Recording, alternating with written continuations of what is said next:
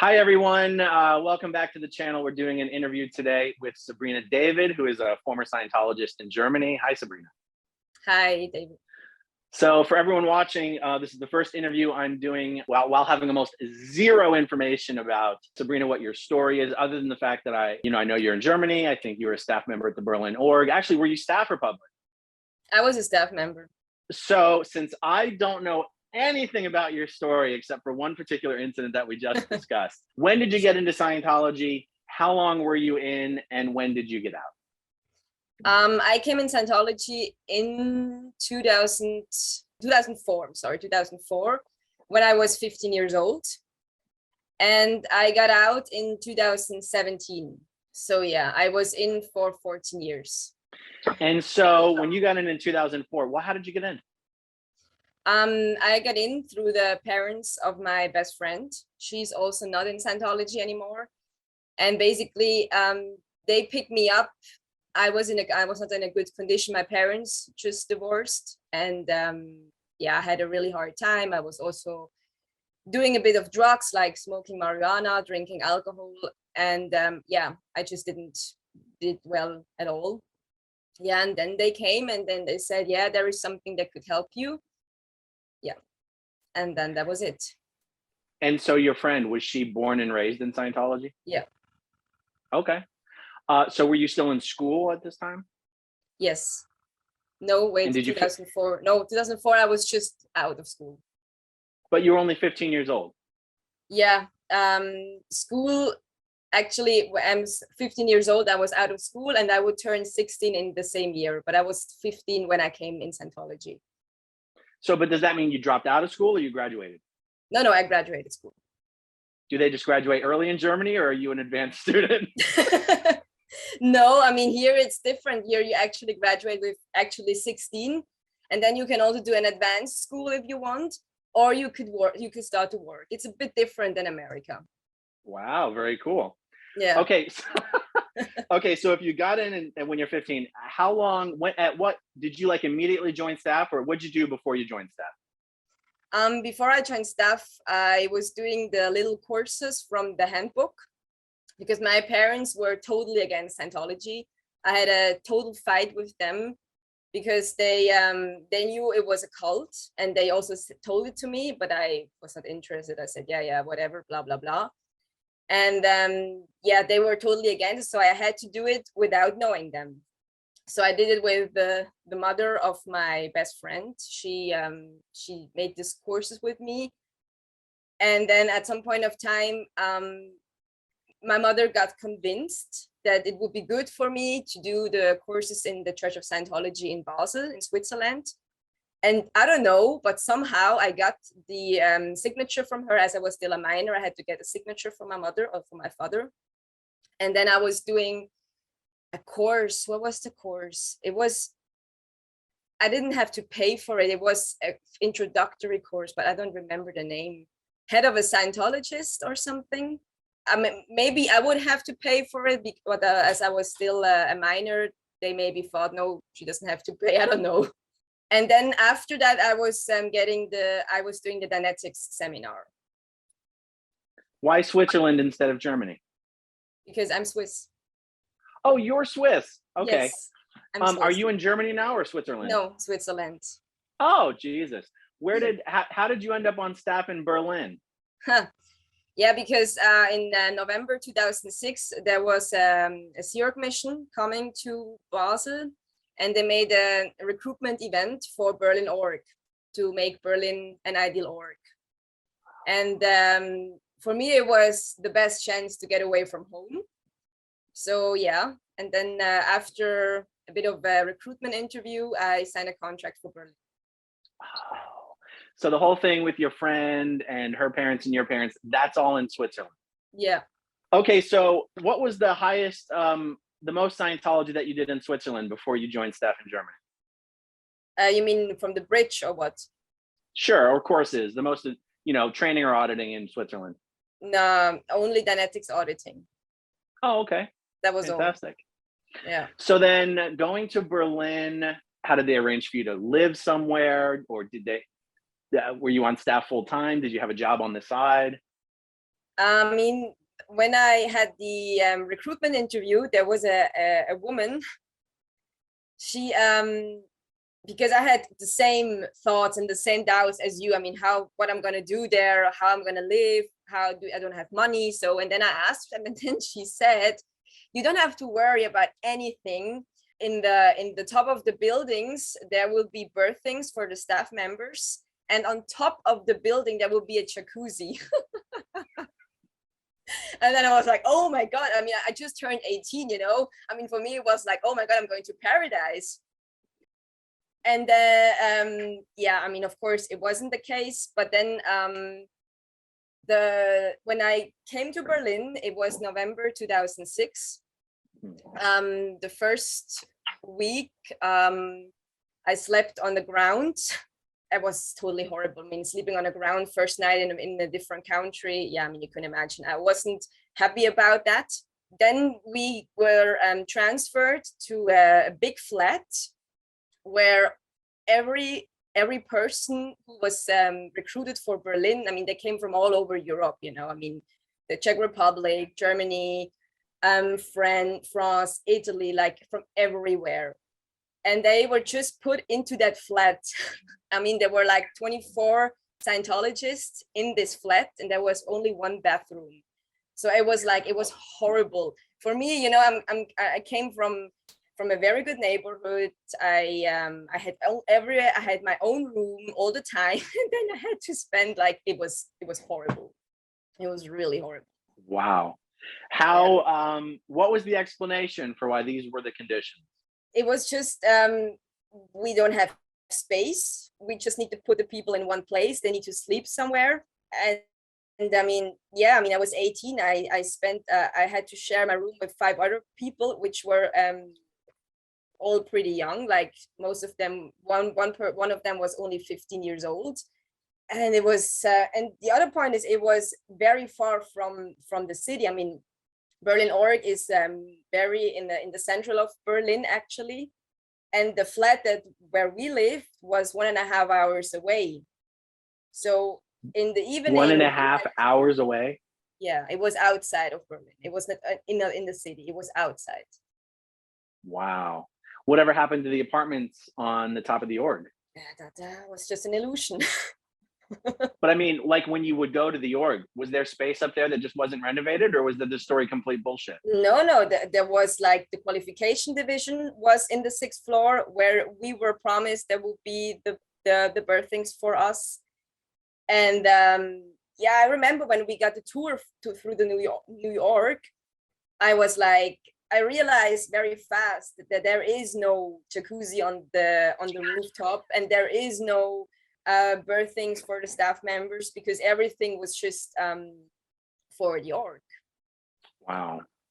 So how did you make any money in the beginning while you were there? I was a full-time staff member. I worked from 9 o'clock in the morning until 11:30 in the evening. So I was really, it was almost like Sea Org style. It was really 7 days. 2 units we had off, like 1 unit in the evening, 1 unit in the morning, and we got staff pay. In the beginning, it was okay. I mean, in the beginning, I'm saying not living from it, because I was sometimes I had no money, then I had to steal from the canteen in order to get some food. Somehow I made it always to pay my rent. I made debts with a lot of staff members because I was not working. I was just a staff member. So the places where you guys were living, I guess I was assuming that the org was at least providing that as birthing, but you guys were paying rent? Yeah, we had to pay rent. Wow, unbelievable. Okay, so that was November 2006. How long were you on staff in Berlin? Until when? Until August 2015. And then when you left staff in August 2015, were you still a Scientologist at that time? Yeah, I wanted to join the Sea Org. And when do you consider that you left Scientology? That was in August 2017. Hmm. So 5 years ago. Yeah, exactly. What would you say is the main reason you left Scientology? I mean, one of the main reasons was because some terminals in HCO Basel started to treat my best friend very badly. They were going against her and they were really, really bad to her. And this is something which I really don't like, to go against people I love.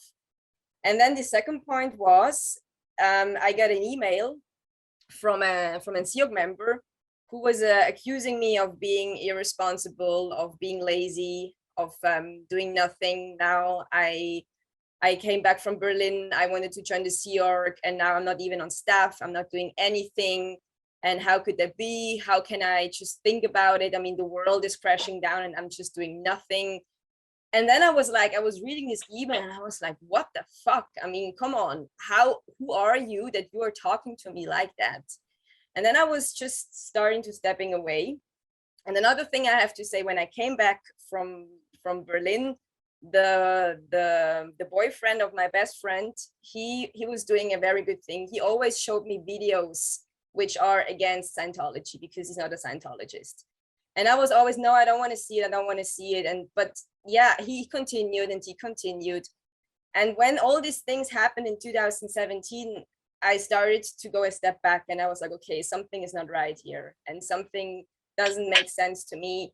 How can something which is actually, who wants to clear the world, is treating his own members like crap? I mean, this doesn't make sense to me. Yeah, and then I was checking the internet, and then I was watching the show of Leah Remini, and I could see that many people experienced similar things like I did. And then, yeah, I communicated it to the church, and I said, this is it. Of course, they said, yeah, you need to come in, we need to talk about it, la la la. And then I said, no, I'm not going to talk to you anymore. This is it, you know. Yeah. What was it that you communicated to them?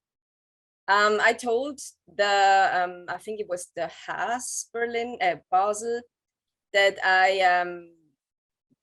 that it's not right for me anymore, and that I could see that I think there are things which doesn't fit to my lifestyle, and I'm not agreeing with things they are doing. And yeah, and because of that, he wanted to see me and he wanted me to come in and, you know, talk about it. And then I said, no, I'm not going to talk with you. Mm. And so what was your goal in telling him that, as opposed to just, you know, blowing him off and leaving them in the dark? Yeah, because the point is, I posted something on Facebook. I was posting the two books of one book of Leah Remini and the one book of Jenna Miscavige. I posted it on Facebook and I wrote under it, I wrote two of the best books I've ever read. And on that time, I still had a lot of people in my friend list, which are Scientologists. I did it on purpose because I wanted to show people that I'm not agreeing with what Scientology is doing. And then, of course, I got a lot of responses from Scientologists. What are you doing? Why are you doing this? La, la, la, la, la. And then the mother of my best friend, she saw it. I mean, the sister saw it, and then she reported it to the mother, and the mother wrote a knowledge report on me and sent it to the church. And then because of that, also the HCO Basel also said, yeah, you need to come in because, you know, what you're doing is suppressive and you're going to the media, you cannot do this, you're ripping a family apart. And then, yeah, he was also threatening to label me.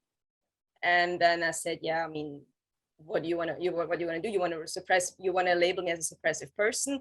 And then he said, yeah, if you're not stopping your actions, we need to do that. So then we agreed I will put the post out of Facebook because he was afraid, you know. And I have no idea if I was labeled because I never heard anything back from them. But that was actually the end of it. Wow. What family was he accusing you of recklessly destroying with your Facebook posts? The family of my best friend.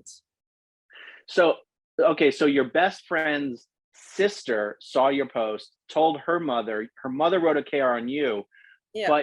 But your best friend was in agreement with you. Yeah. Oh, yes, yes, yes. Okay, so taking one step back, when you left staff in Berlin in August 2015, you were still in a frame of mind where you wanted to join the Sea Org. So then what caused you to leave staff? Was your contract up, or Yeah. was that like a problem? My contract was over. I mean, I wanted to join the Sea Org several times while I was still a staff member in Berlin, but that didn't work out very well. So then my contract was over.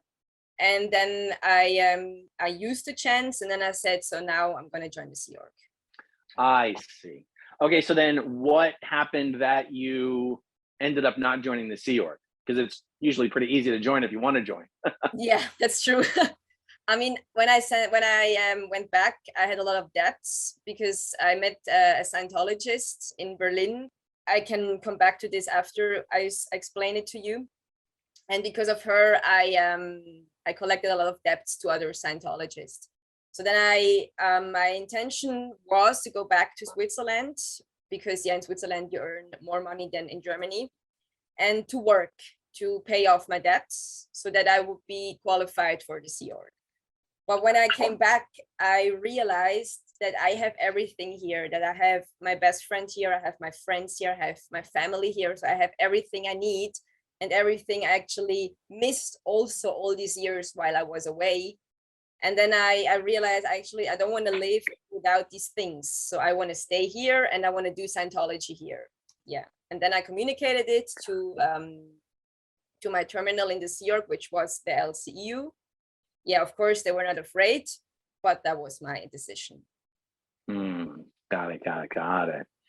Okay, so you mentioned that HCO Basel was basically giving your friend a hard time. What was the deal there? What created all of that? What brought that about? She was supposed to do a handling, and she didn't agree with it fully. As you know, when you're not agreeing with what HCO is telling you, you get in troubles. And she just didn't want to do this handling.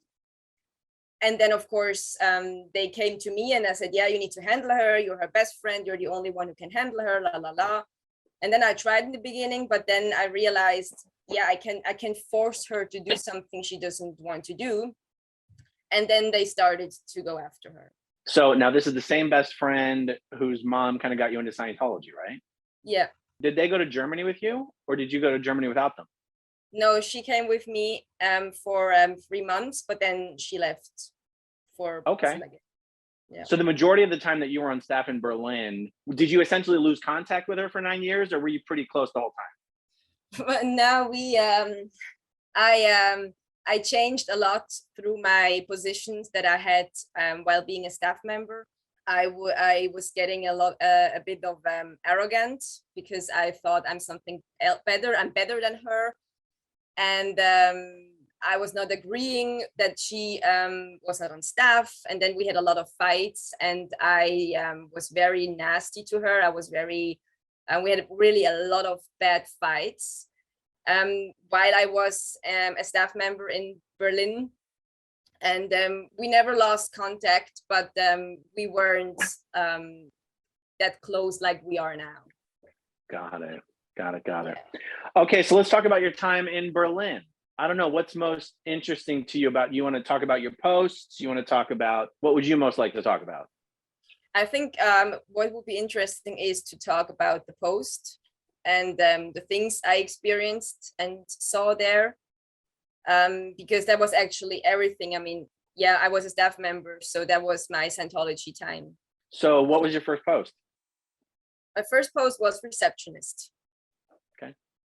Sounds exciting. But it was for me, it was pretty hard because I was barely speaking English. I was barely understand English, and I had no idea about the post titles. I was sitting on this reception desk, and the phone was ringing all the time, and all these people were just talking English, and they were using names. And I remember I was sitting there. I was so overwhelmed. And then my senior at that time, she came by, and then I told her, I can't do this anymore. I have no idea what these people want from me. I don't understand them. And then she was explaining the post titles to me. And then and then it got better. Yeah. Why was everyone speaking English in Berlin? Because in the time I was on the reception, Berlin was just in establishment, like the ideal orgs. There were, I had a lot of SEOG members missions in the org to establish the single divisions. And as the SEOG members were from Los Angeles or from Copenhagen, yeah, of course, they were all speaking English. And then the people were calling and giving orders, wanted to talk to them. And that was just too much for me. That is so funny. Now, remind me, in Switzerland, there's Swiss German, Swiss Italian, and Swiss French, right? Yeah. But is Swiss German the same as German? I've never understood the difference. No, it's not the same. Not the same at all. So what's your first language? Swiss German. So is it difficult for you to understand someone who only speaks German? No, since I lived in Berlin, I can understand pretty good. But when you first got there, it was hard. Yeah, it was hard, but it was also not hard because I learned it in school, German. Okay. I get it. They're different, but you spoke both. Yeah, exactly. Got it. Okay, so then after receptionist. And then after receptionist, I became the particle speed flow officer, which is just in the same division. And then after that, I became the ED's programs operator and the ED's communicator.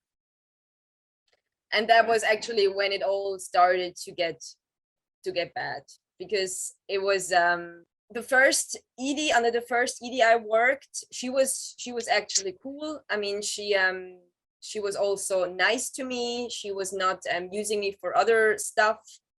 And then she got off post, and then there was another ED coming, and it was that was horrible.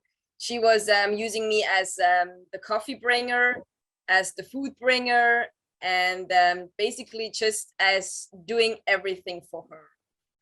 And I liked it at that time, some things, but there were things that I didn't like. And that was basically there was a meeting every evening, the ACEC meeting, which I had to be part of. And there was also this SEOG member who was had the idea with the financial stuff that I told you about. And he's a total asshole.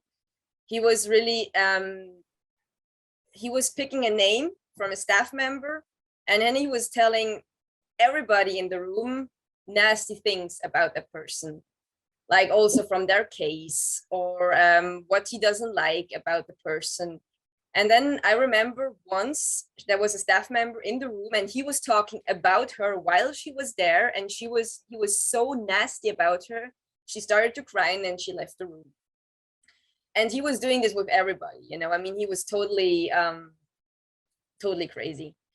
I was part of these meetings because I also had to write down, and then the next day I had to follow up on the steps that they were discussing. And I remember she told me I always have to use my phone. So when I'm not available on my phone, she doesn't like it. So I need to be always available for her. And once these meetings last until midnight, even longer. And the next day we had to be there at 9 o'clock. So there was not so much to sleep. And then once I thought, okay, maybe now I really want to go home. It was like 1 o'clock in the morning. And I thought, okay, now I really want to go home. And then I took my stuff, and then I went home. And then she called me while I was on my way home. And she said, yeah, come on, where are you? We need a coffee. Can you bring me this? Can we bring me blah? And I said, hey, come on, it's 1 o'clock in the morning. And then she said, yeah, I don't care. You have to come now. And then I had to go back. I was not telling her I was on my way home, but I went back to the org. And that was usual. I mean, that was common. What was that ED's name? Irmi Tjarks Talgenberger. And that's a woman? Yeah. Okay, so when you are now, it's very unusual for a class 5 org like Berlin to even have an ED programs officer and ED's communicator. How many staff members were there in Berlin at this time, would you guess? At that time, it was 2008. We were about 130 staff members. And was it just one org or was it Day-In Foundation? It was one org. That's a lot of fucking staff members. Yeah, it is. I mean, there was no Day-In Foundation. There was just full time. And when you had the idea you want to be a day staff member, you would be sent to ethics to find out why you want to be a day staff member. What are you doing in your spare time? So there was just full time. Aside from the initial man up of the org, did it continue to be staff from pretty much all over Europe? Yeah, which was a problem because of the permission to stay, which was a problem. I mean, a lot of people had to leave because they didn't get a visa to stay. And also Swiss guys had a problem to stay because Swiss is not part of the European Union. I was the only Swiss person, I don't know why, that got the visa to stay. Every other Swiss person, they had a really hard time. They only got the not permanent, like temporary. They only got for 3 months, and after 3 months, they had to apply for another visa. And a friend of mine, he's also an ex-Scientologist. He's from Canada. He was on staff with me in Berlin. And maybe you know him, Mark Tordai. Oh, I know the name. Yeah. Yeah. And he also had troubles with the visa. At the end, he even got blamed that it is his fault that he was not taking care of it, you know, the usual stuff. So there was this problem with the visa, because of course, when you go to the office where you're applying for the visa, they want to know, what are you doing here? And we had to say we're working for the Church of Scientology, and of course, in Germany, Scientology is a no-go. So that's why the problems came up. So they didn't encourage people to lie, knowing that it was going to be a problem? Yeah. No, did they encourage people to lie? Like, because everyone knows that Germany hates Scientology. Yeah. But everyone was still honest that the reason we're coming is to work for Scientology, or did people lie about it? No, they couldn't lie about it. I mean, they had to tell the truth. Wow. So you said you were the only one in Switzerland who actually got your visa approved and renewed. Yeah. Yeah, because the other persons from Berlin that were Swiss guys, there was a whole thing. They also had to get documents from the embassy in Switzerland. They had to get the attestation from the parents because they were all minors. So that was another point. You cannot, a minor cannot work in Berlin or everywhere in the world until midnight. So they had to make a whole plan what they're going to do now, and then they just put everybody on study, because that is not working. That is just like studying. And there was also investigations, like if the people wouldn't do this, the office would make the investigation in the church. So OSA was pretty harsh on that. How many public were actually on lines at the org at this time? Let's say I'm now talking about like 2008, 2009 time, like really on service, 200. So like that's the weekly bodies in the shop? In that time, yeah. Did it seem weird that they had to recruit staff from all over Europe just to man an org in Berlin? Berlin and Germany are one of the more populous. I mean, Germany is one of the more populous countries of the world. Yeah. Did it seem weird at the time, or is it just one of these things people don't think about it that much? I have to be honest, now as you bring it up, it is weird. I never thought about it actually when I was in staff. I was like, oh, it's cool that everybody is coming from another country. But now, as you mentioned, it is weird. Yeah, why? I mean, of course, Berlin has 3.4 million residents. So, and they were just bringing people from everywhere of Europe. Yeah, it is weird. Yeah. Okay, so were you still on post as the ED's comm or the ED's programs ops in 2009 when the financial stuff was going on? Yeah. Okay, so tell the story of what happened on the financial stuff. So basically, there was a guy, he had a company, and he had employees that that worked for him. And what these employees were told by the flag rep was that they should falsify their payroll, and they should go to the bank and ask for a loan. And if this loan gets accepted, they should give the money that they have. They should give it to the org, which is then gonna be gonna get to publics that they can pay in the service to push the GI stats. And this is what they did. And then they were also taking money from accounts from people that were deceased, just to push the GI stats. Okay, so they were doing all sorts of crazy shit. Now, let me restate what you said, because some of the words in English are different. Yeah, okay, do that. Okay, so a Scientologist, a public Scientologist who owned a company. Now, the guy who owned the company, was he also a staff member? Yeah, he was a staff member. Oh, fuck, it gets worse. Okay, so a Scientology staff member who owns a company on the side, he employed a bunch of people in his business who were also staff members at the org.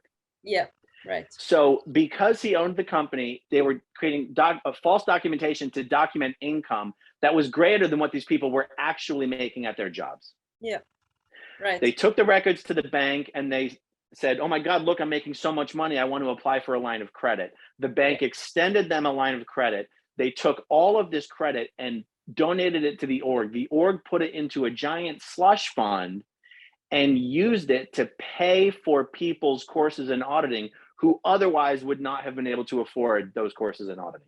Yeah. Okay, so and then sometimes even the staff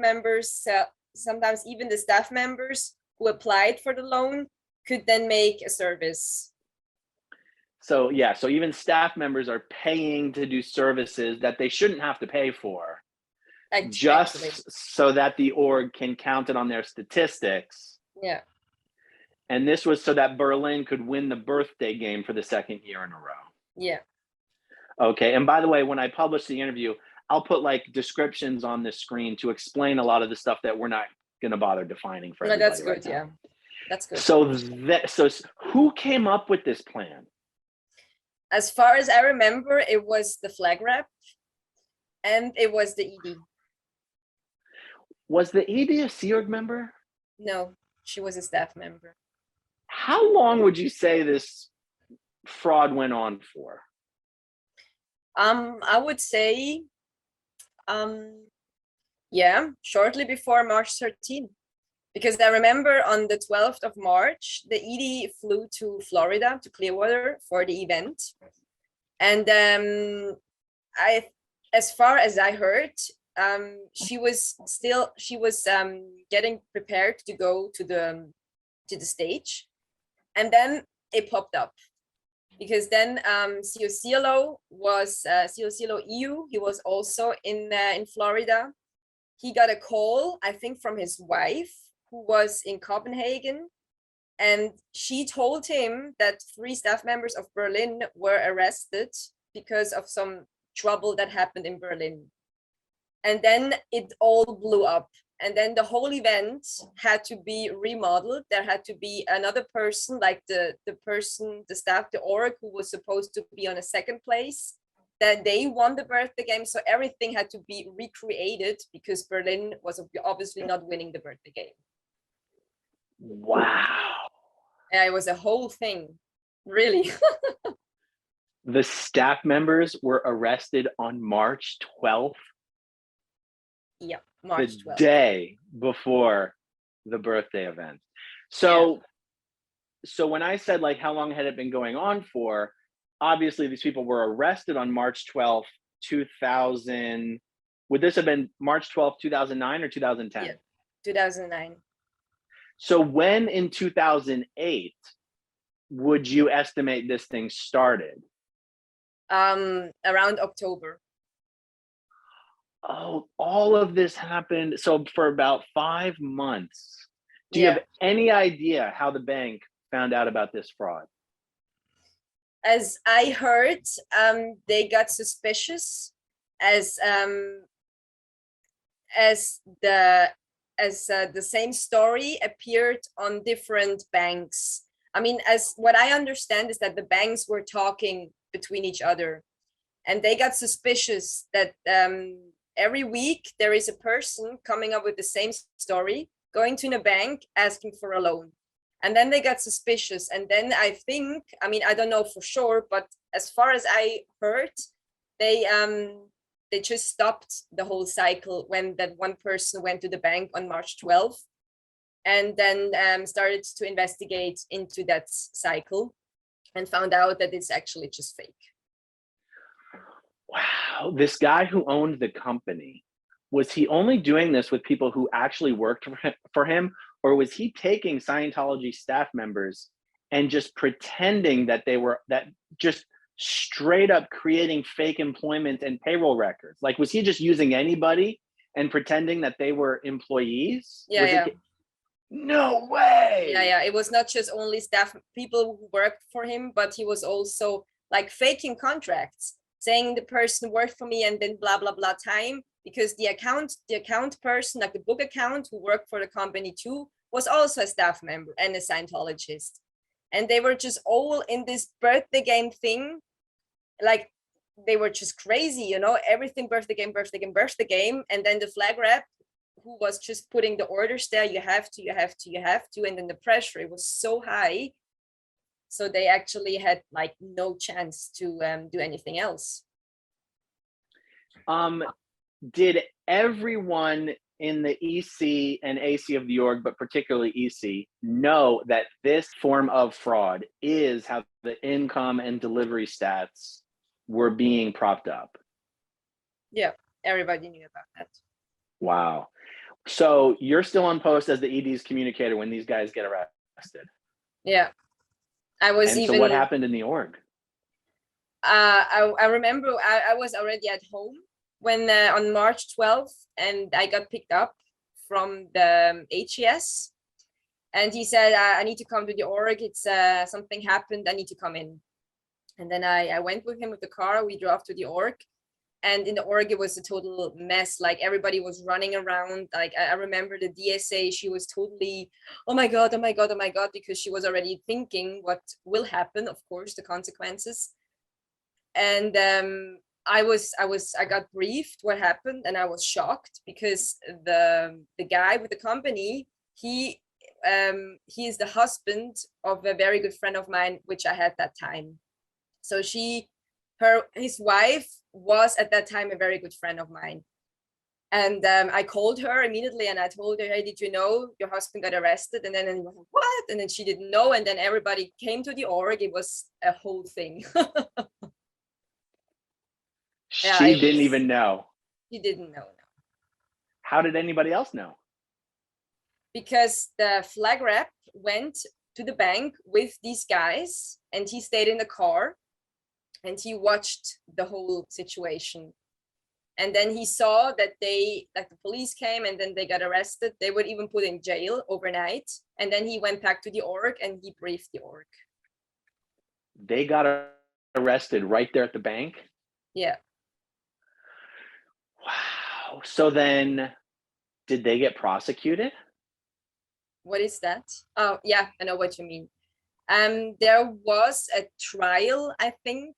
I know there was a trial, and they had to pay. I don't know if they were prosecuted, if there was anything as a consequence happening for them.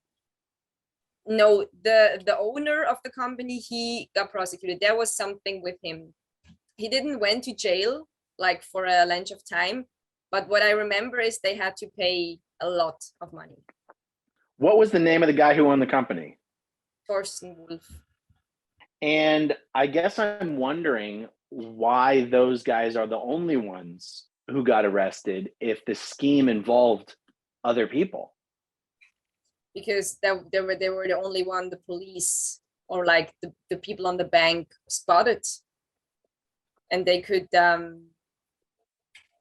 be judged right on the front.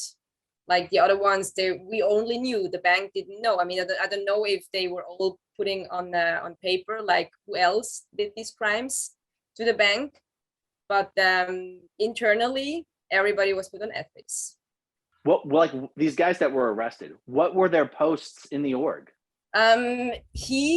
Torsten was a registrar. He was, I think, the body reg. Then the other one who was arrested, she was the disinsec.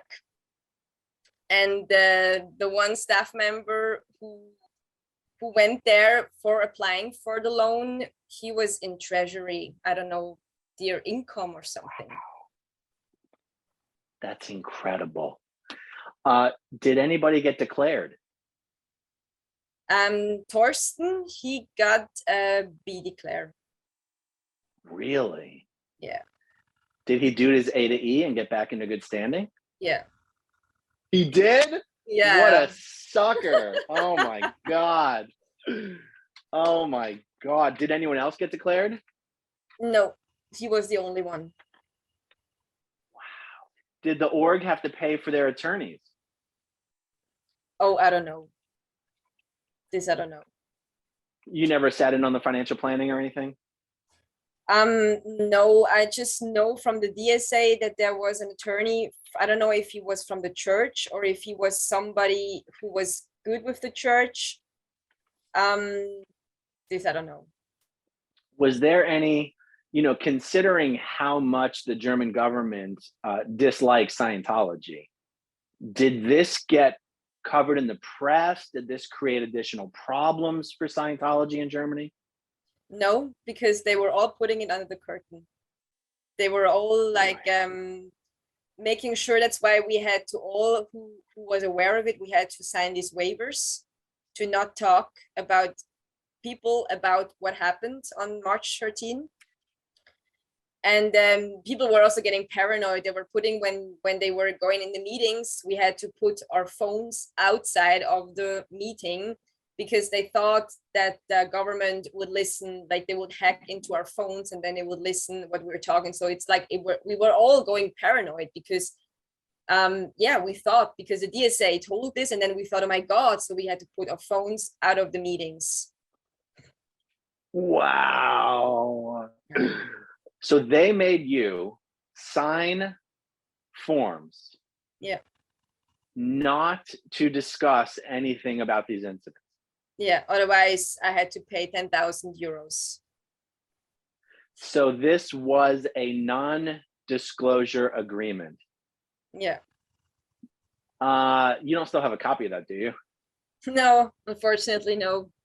Because what's amazing is that, it's a perfect example of Scientology asking its members to sign forms, knowing they're not legally enforceable, but knowing that the members don't know they're not legally enforceable. Because you can't ask someone to contractually agree not to disclose a crime. Yeah, that makes sense. Yeah. Right? True. You can do it, but it's not enforceable. Yeah. That's right. So what else happened in the fallout? Having staff members get arrested, that's high level shit. Yeah. Absolutely. Was there any other fallout?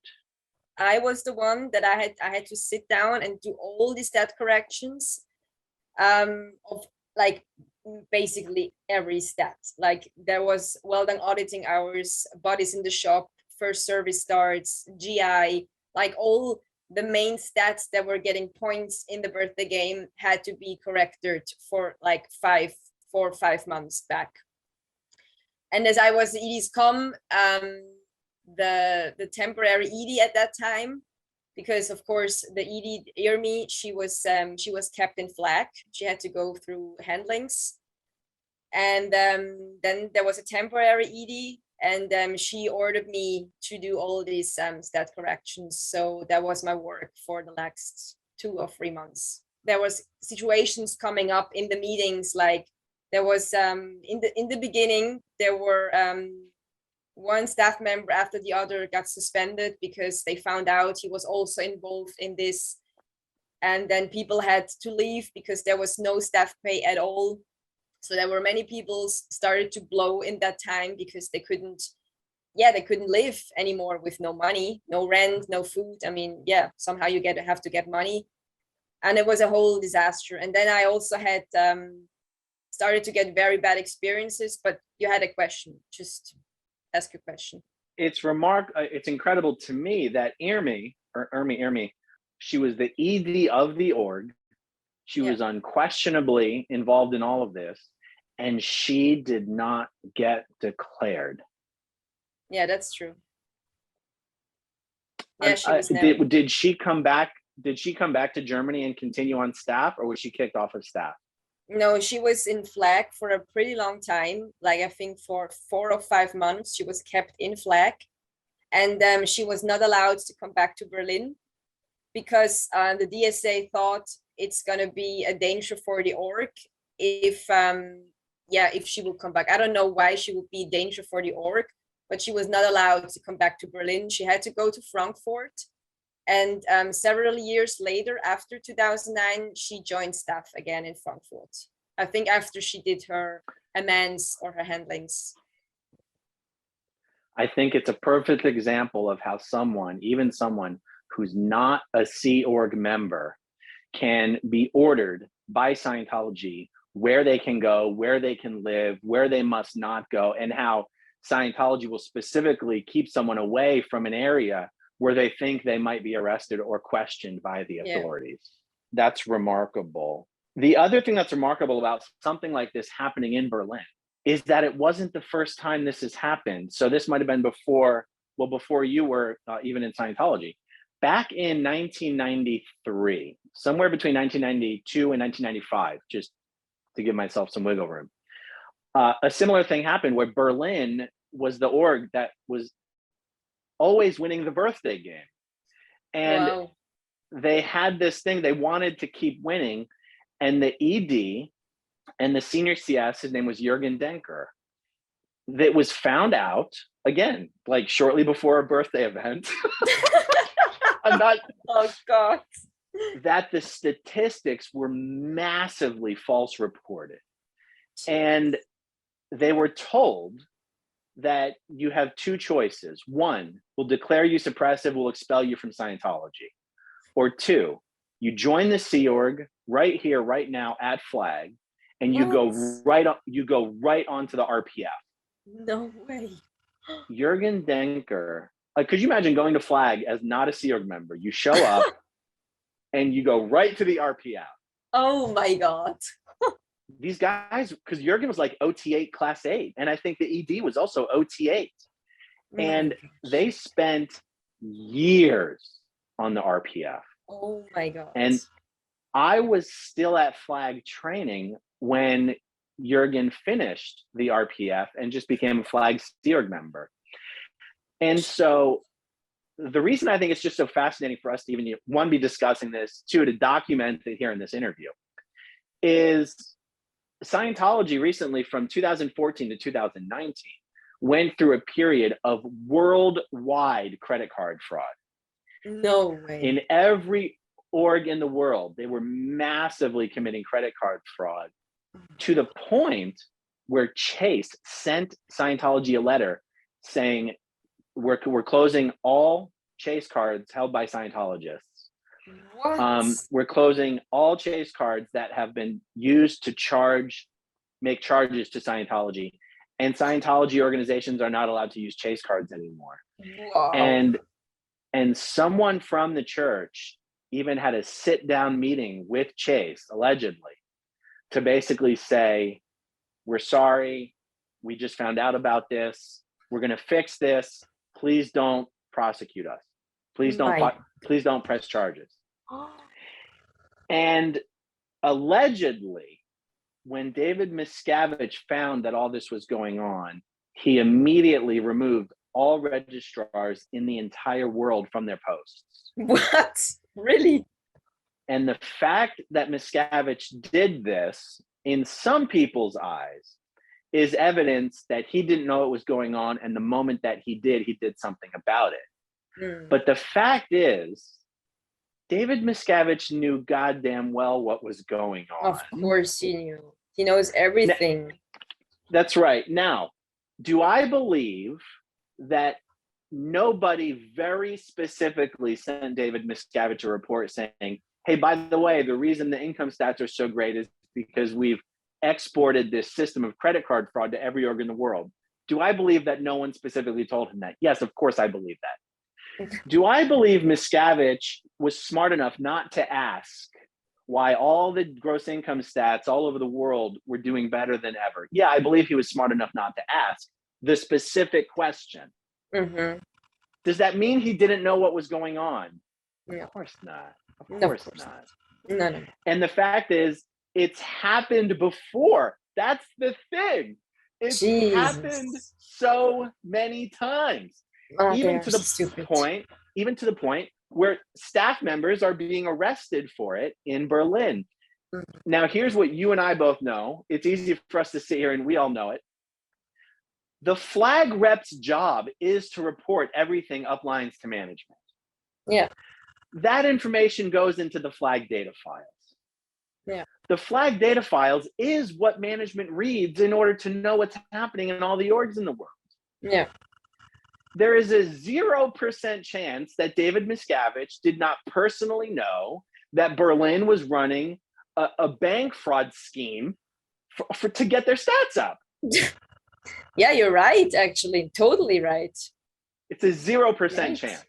Yeah. Because also anything that threatens the church in a legal way is like, that's top priority for David Miscavige, Mhm. right? Anyway, the story is just remarkable. Okay, so that happens in 2009. You were still on staff for 6 more years in Berlin. Was there anything drastic? Oh, I left staff after yeah, that's what I'm coming now to the story, because as I mentioned, the wife of Torsten, she was a very good friend of mine, and she got put in front of the decision, either your husband or Scientology, because she was a staff member too. He was dismissed as he was declared, so she was put in front of the decision, and of course she decided for her husband. So then her life was making a living hell by Berlin org, so then she blew. And then I was like, yeah, what I'm gonna do now? I mean, on one hand, there is my friend who I actually want to be friends still, and on the other side, there is the church. So then I started to see her secretly, because I was told to not to see her. And then I was visiting her secretly, and then that was also found out. And then the same happened to me. My life was made a living hell, because I was friends with the wife of someone who was destroying the church, which actually he was one person in that whole thing. Like everybody else knew, and he was then the bad guy. So it was not totally fair what the church did at that time. And as I was refusing to break up the contact with his wife, I was put in daily interrogations, ethics interviews. They even told me, you went into the camp of the evil, like you went on the evil side. You cannot do this. You're an executive of Division 7. You're the right hand of the ED. You can't do this. And then they were putting me on ethics handling one after the other to convince me that it is bad to be in contact with her. And then there was one day where I also got in front of the decision, either his wife or the church. And then I said, listen, you guys are all going after me. I mean, I have no friends here anymore because everybody is forbidden to talk to me. So yeah, then I decided myself for her. And when I came to the org, because I had to do handlings, I was isolated. I mean, my only way was with the bicycle into the garage, up to the 6th floor, into the ethics room. And I was not allowed to walk around in the org. I was not allowed to talk to other people. It was a really hard time. It is still something that gets me emotional today, because it was traumatic. Yeah. Wow. And how did that resolve? How did that end? It ends that I said I want to leave staff, because this is not what I want to do anymore for the rest of my life. And then they put me on the staff leaving routing form, and then I had to go through, and they said I need to make a sec check, and I said, no, I'm not going to do a sec check, because I'm on ethics all the time, so what should I do a sec check for? And then they were putting me on handlings, and then there was a point where the DRNR, he said, okay, it's fine, you are good to go. And then after one day I got called in, and then because I also have to mention, I received a non-intubulation order because there were so many reports going on me, and of course, as you know, when you have an order and then you get one more, yeah, you get declared. So, and then he called me in, the DRNR, and he said, yeah, listen, we have another report on you, and you know what's gonna happen now. And then I said, you're gonna declare me now or what? And then he said, yeah. And then I said, yeah, but for which crimes? I mean, what did I do wrong? And then he couldn't answer me because there was no official crime that I did. He just told me that because I asked him for help, because I need help with how I should go on now with my life. What should I do? And then he said, you're not in the condition to receive any help from us. And then I stood up and I said, okay, good, thank you. And then I left. And then that was it for about 7-8 months. Yeah. Did you stay in Berlin or did you go back to Switzerland? No, I stayed in Berlin. Wow. Yeah. The wife, Thurston's, is it Thurston or Thorsten? Thorsten. Did she get declared for not divorcing him, or was she just treated as persona non grata? No, she was not declared. She was not declared, but you were still treated like a piece of shit for even being in contact. Yeah, exactly. Unfucking real. Yeah. Unfucking real. For that 7 or 8 months, did you have to move out of the place where the other staff were living? Yeah, I was moving in with Thorsten and his wife. So we were actually like the outsiders, like the banished ones.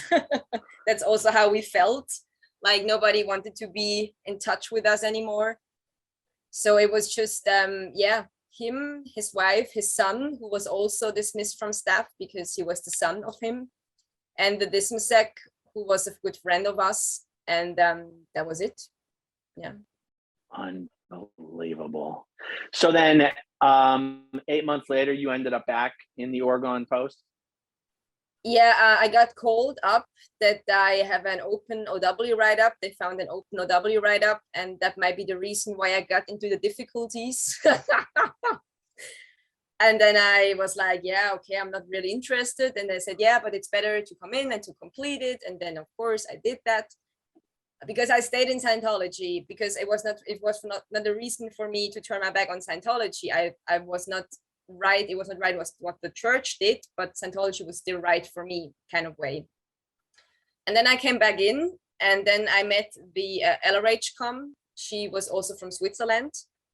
And she did handlings with me and conditions and ethics handlings and la. And then she kind of recovered me as a staff member, and then I went back on staff. Unbelievable. How long did it take Thorsten to do his A to E? It was a year and a half, I think. That's pretty fast. Yeah. So by the time later, when you left staff and you went back to Switzerland and they were giving your other friend a hard time, that was like small fucking potatoes compared to what you'd already experienced in Berlin. Yeah. Wow. Well, was there anything particularly noteworthy about your time on staff, between when you went back, after that handling and the time that you left, or was it more or less business as usual? No, it was pretty tough. It was because I went back on post as the DREP. As I got the DREP. I even was in LA for 3 months for training, and that was also pretty hard. But it was I was just pressured like mad. Like I had a huge pressure on me from the Sea Org, from my seniors in HCO. I could barely take off. Like everybody was going off. I was stayed in the org because I got like huge targets from management terminals from Flag, from Los Angeles, on posting CSWs to compile a CSW. And that is a huge work. I mean, because the Department 3 was not doing ethics summaries, so I had to do ethics summaries. I had to collect all the data from every staff member for the CSW. And there was, for example, there were coming orders in from Flag to compile TDC CSW. There were coming in orders from Los Angeles to compile a management CSW. And I was the only one doing it. I mean, of course, sometimes people helped me, but the one who had to do it was the DRAP, so that was me. And while everybody was taking off, I stayed in the org, worked for hours on these CSWs, also like late into the night. And because out of the only reason, I mean, I also could have taken off, but then nobody would have done the CSW, and then not compiling an order to a CEOG member was not something I like to do. So yeah, it was a hard time. Yeah. Why did a DRAP go to LA for training? Because there was a program coming up for org series training. I don't know if you heard about that. There was a I mean, program. was this when they were moving ITO from the FLO down to LA org? Yeah, that was also that time. And it was also like trainees from all over the world, like admin training people had to be sent to Los Angeles to study the org series.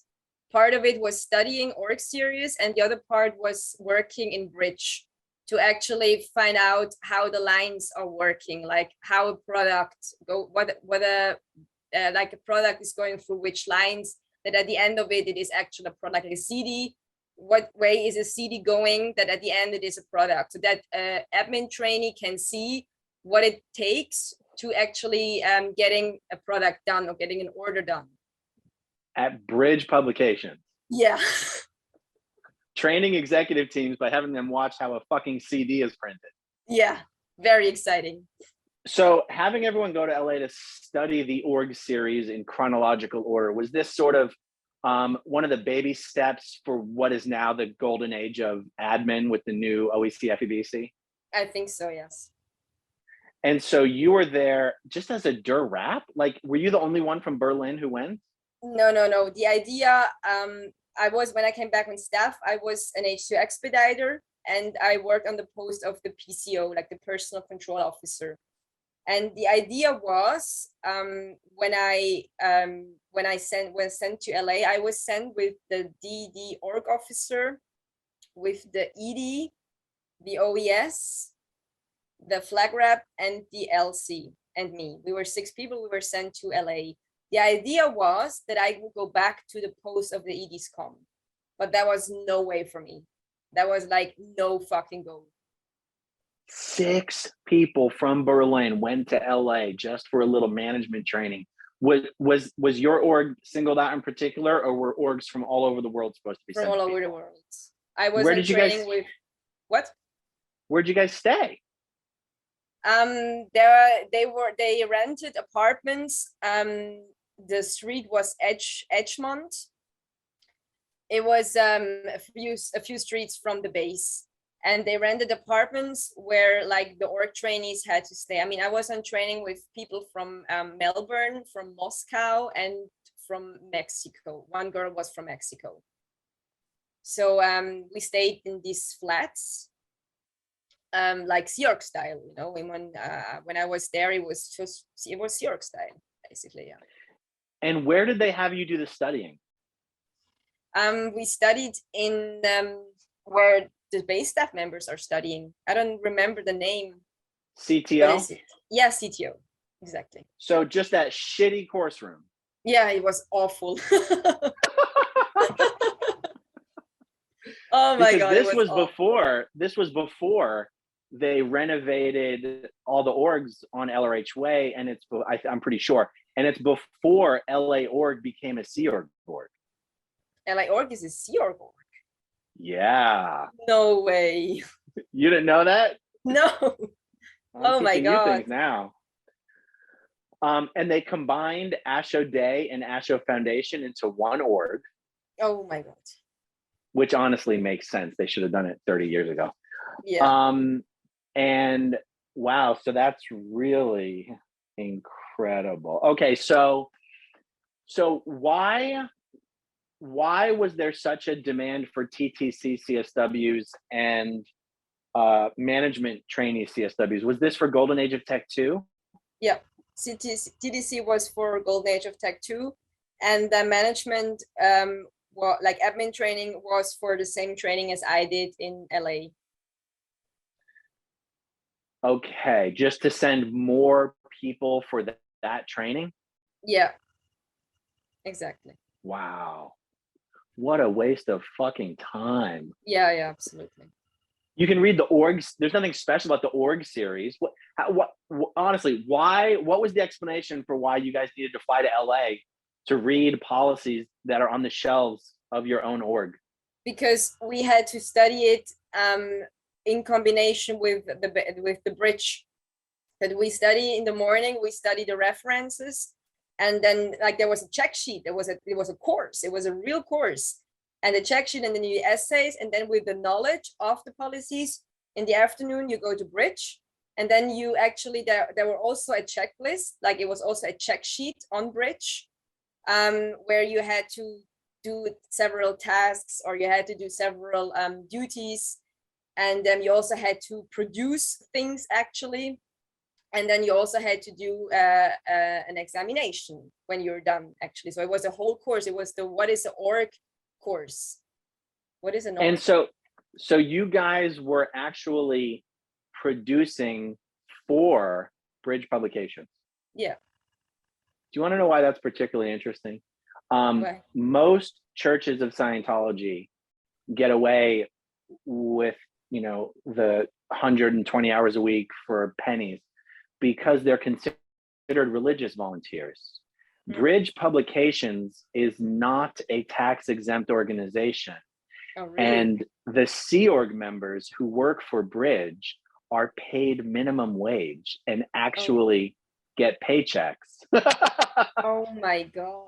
So it's a for-profit corporation that, as you're explaining, is using religious volunteers as unpaid labor within the organization. Like these guys they don't care about the law. There is no fucking law. How's anybody going to know? They're all Sea Org members anyway. Yeah, I know. That's true. Do you know that legally on paper, there's no such thing as the Sea Org? Did you know that? No. Wow. It's one of the ways David Miscavige gets away with pretending like he's not actually involved in management, is because legally speaking, there is no such thing as the Sea Organization. But how do they justify what they're doing? Like, what do they say? It's just an organization. Well, RTC owns the trademarks of Scientology. RTC licensed the Church of Scientology International, licenses them the ability to further license other churches. So RTC legally justifies its actions as we have to be able to ensure that what Scientology organizations are delivering are a proper representation of the Scientology trademarks. But so in other words, they're sort of like, we have quality oversight, quality control, but we don't have any management. We don't have any role in management. Oh my God. Which is, of course, total bullshit. Yeah, totally. Of course, total bullshit. Okay, so your life on staff, even after the whole fiasco, is still difficult because of all these demands of the management trainees and Golden Age of Tech 2 and all that stuff. Yeah. So by the time 2015 rolls around, you're like, my contract is up. I'm going to join the Sea Org. And then you sort of explained what happened after that. Let me ask you this. When you went back to Switzerland and then everything was going on with your friend and you started looking online or looking at other stuff, what had the biggest impact on you when you started looking out at what people had to say about Scientology? I was totally fascinated about the Leah Remini show. That actually left a huge impact on me because I was seeing people like you. Your story touched me really. Like I really had tears in my eyes when I watched your story, and because I also experienced once violence on myself while I was a staff member. So I could somehow, feel sympathy for these people. I was touched by what they're experienced, because I know I experienced similar stuff.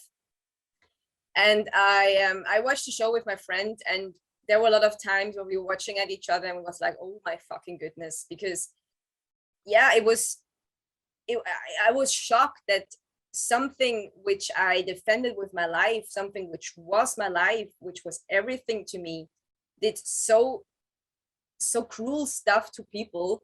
And that was just, it was incredible. I mean, I was really shocked to see what Scientology did to people that were in the church. Yeah. I mean, in my opinion, the thing that is most objectionable about Scientology is what it does to families. Yeah. That's true. Like, I don't give a shit the stupid shit they believe. Yeah, of course. I don't even particularly give a shit whether people donate a lot of money. But like, where it really gets insidious is when it forces parents to disconnect from children and vice versa. Yeah, that's hard. It's so fucking sick. So what's happened the last 5 years? When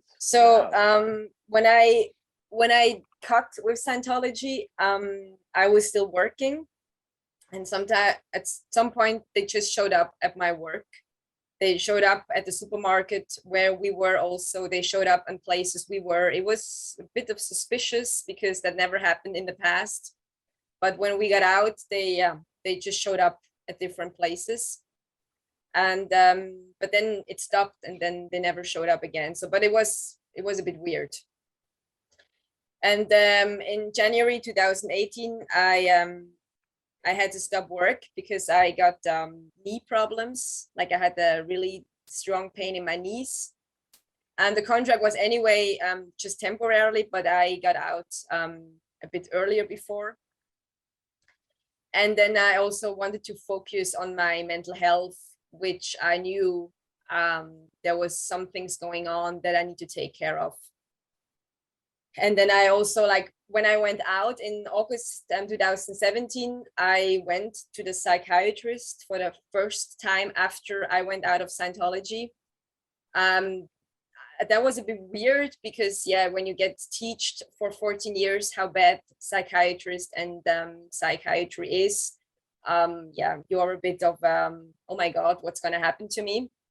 But as I was, as a teenager and a child also at Scientologists, it was kind of, I knew what's going on, but as I was a Scientologist, it was still a bit weird. And I was there to talk. And in the first session, I couldn't mention that I was a Scientologist because I was ashamed that I was in there. And then the next session, I told him I was a Scientologist for the last 14 years. And then I was talking about Scientology. And then I was also, and I was seeing him once a week. I still have contact with him. He was like my first psychiatrist after Scientology. So he's a really good guy. He helped me a lot with tools in my life and with advices he gave me. And then in summer 2018, I went to psychiatry because, I had to start to deal with some troubles, with some problems that started to come up more and more. And I got a lot of wrong diagnosis, what's going on. And then in February 2019, I also was in a psychiatry for a week. And there I got my diagnosis that I have now, which is an emotional unstable personality disorder that Scientology made even worse. Like, I had it also before, but through Scientology, it got worse. And now I'm taking medications. I have to take medications. I'm making treatments. Once in a week, I see my therapist. I work on myself. And when time is right, I will also make a trauma therapy. just to get rid of some stuff that happened in the past that still haunt me today. Wow. Yeah. Was that really hard for you to go and see a therapist? In the beginning, yes. Yeah. Did your therapist already have any knowledge about Scientology? Yes, because the boyfriend of my best friend, he was the one who sent me to the psychiatrist. He told me he's a good guy. He will take good care of you. So he told him a bit about Scientology, and he knew some things, but of course you never know things when you're not involved like directly in it. So even my psychologist now, she has no idea about Scientology. I had to tell her about things that happened, and she came up with questions, and then I told her, and she said, this is sick. I mean, this is sick. And I said, yeah, it is sick, absolutely.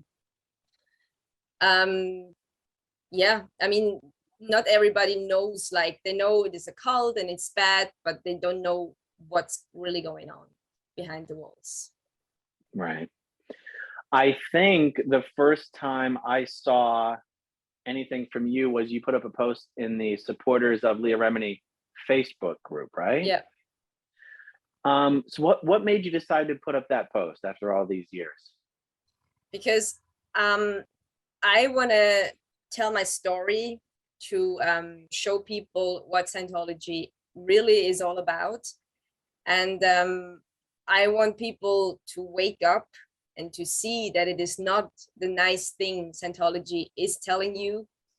And I hope I can prevent people to stop going to Scientology because of my story. And I just want to reach out to as many people as possible, just because I want them not to do the same thing that happened to me. Yeah, that's great. That's great. So even you mentioned when you were in Berlin, there were other kids there working for the org. Sorry? Am I correct? You said that in Berlin, when you were there were other children there working for the org. Yeah, minors. Minors. So what, 15? What would you say was 15 the youngest, or was there anyone 15. even younger? 15, yeah. 15 was the youngest. And are the laws different over there? Is that legal? No, it's not legal. That's why they had such huge problems. That's why they had to put everybody who was under 18 on study in the weekend, on weekend, and on in the evening they weren't allowed to be on post, because there would have been legal troubles for the Berlin org if they would be let children work during the evening. So does that mean they figured out how to do it in order to comply with the law, or did they just pay lip service to those rules and they had them work anyway? That was too much English. So like, does that mean that they went out of their way to figure out how to actually comply with the laws, or did they know what they had to do to comply with the laws, but they were like, fuck it, and they made them work anyway? Sometimes yes. Sometimes they weren't study on the weekend and they said, now you have to work, we have to do blah blah blah. So they actually knew that it's not right what they were doing, but an order was more important, or something had to be done from that person. So, and then they just said, yeah, because of one time nothing will happen, so they did it anyways. Yeah, exactly. So how long has it been since anybody from Scientology tried to contact you or give you any trouble or anything like that? Like real contact was in August 2017 when I left Scientology.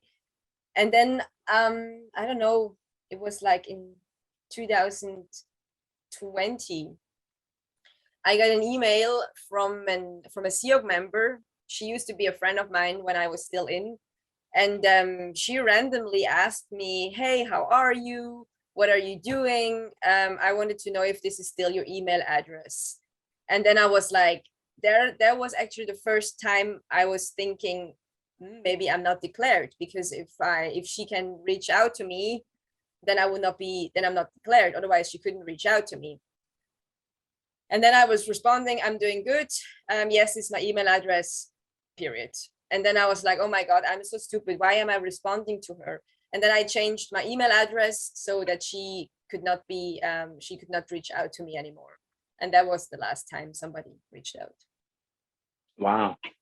Amazing. Well, if you're not declared yet, you will be after I post this interview. Absolutely, yeah. Yeah, that's true. So I assume your parents are glad that you're no longer involved. Yes, they are. Did they say I told you so? Yeah, of course, many times. My mother still does today. And I say, yeah, but I had to do my own decisions, you know. I had to learn it on my own. Man, that's rough. Does Switzerland recognize Scientology as a religion? No. No. So Switzerland doesn't, Germany doesn't. I think France doesn't. I don't think England does. I don't think the UK does. No, Australia, I don't think so. Australia doesn't. No. Russia doesn't. You know, Scientologists don't even realize, well, at least, you know, the American ones who thinks the world just revolves around us. They have no idea that Scientology is not tax exempt in most of these European countries. All right, what did you want to tell me about the LRH communicator in Berlin? Something between you and her. Yeah, she and I, we got good friends during her time while she was still a Sea Org member. And then she dropped out of the Sea Org and we remained friends. And at some point of time, she came up with an idea that if I'm getting other people to give me a loan that I will give to her, she would pay for the cost research and rundown that I could do at FLAG. And as I was not really moving on the bridge, it was a good idea for me because I wanted to do something on the bridge. And I said to her, okay, good, I'm going to do that. And then at some point of time, I just felt, no, that's not my thing. I don't want to do that. And I communicated it to her. And then she got totally mad and she screamed at me. And she even said to me, you need to work out your conditions because what you're doing is not right. And as I was believing what she was saying to me, I ordered myself to ethics. And I worked out conditions because I thought I did something wrong.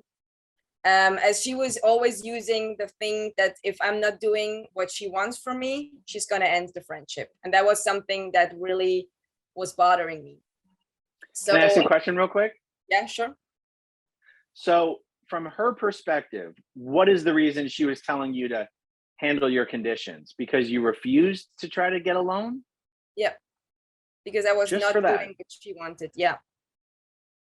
And my other question about that is, if she was saying, I will pay for you to do the cause resurgence rundown at FLAG, if you arrange to get a loan and give me the money, why wouldn't you just get the loan for yourself to do the cause resurgence? Like if you were able to get a loan, why would the incentive be if you turn all the money over to her, she'll use some of the money to get you auditing? Is it as stupid as it sounds? It is totally stupid, yes. And you didn't want to do this. And so she basically almost used her position as, I'll say authority, but you looked up to her. Yeah. To tell you should go to ethics and handle yourself for not being willing to do this for her. Yeah, and if you're not getting your conditions back in, then that's going to be it for us. I see. And that started in around April 2014, and it ended like in May 2015. And in this time, there were a lot of incidents that happened, but basically, like it got really worse. In summer 2014, I was in Switzerland to visit her. And in that time, she told me, do you remember our cycle that we had with the money? And then I said, yes, of course, I remember. And she said, yeah, you still owe me, because in that time when I was actually trying to get a loan for myself, because you didn't do, I couldn't work on my work. Like, she was self-employed. I don't know what she was doing. And so she actually gave it back to me, that I would have come up with money in with that she didn't that she didn't could get in the time she had to do it on her own. So from summer 2014 until around December 2014, I collected it from other Scientologists, 6,000 euros. Wow. That was still not enough. That's wild. Yeah. Is she much older than you? Yes, she must be 50 now. And what are you, early 30s? I'm now 33. Wow. And what happened with your relationship with her when you started to like actually leave Scientology? Did she even talk to you? Did she officially disconnect? I disconnected with her when I was still a staff member, because things got worse in around April 2015, because of all the money that I collected from the Scientologists. Yeah, of course, they wanted to get their money back. So as I was not really earning something as a staff member, I came up with the idea to go to Switzerland to work, to actually like pay this public off. And then she offered me something in the company she was working. And she said, yeah, there you can earn money. And then I somehow got my CSW through, and then I went to Switzerland. And while I was on my way to Switzerland, she called me and then she said, yeah, listen, I have a problem. I'm gonna get kicked out of my flat. You need to handle my finances now. And as I of course said, yeah, of course, we're gonna do that. I was totally forgetting about my own money situation that I had. And while I was there, I lived with her in Switzerland in these 2 weeks. And I was working. I went to markets and restaurants in Zurich, and I made appointments for her where she could go and present them a machine that she was working for. And I did, in these 2 weeks, I did around 30 appointments, like face-to-face with people. And at the end of these 2 weeks, she said, that's everything crap. I couldn't use them anything. You're such a mess, like totally bullshitting me. And in that time, what she was doing, she was making me insecure in little things.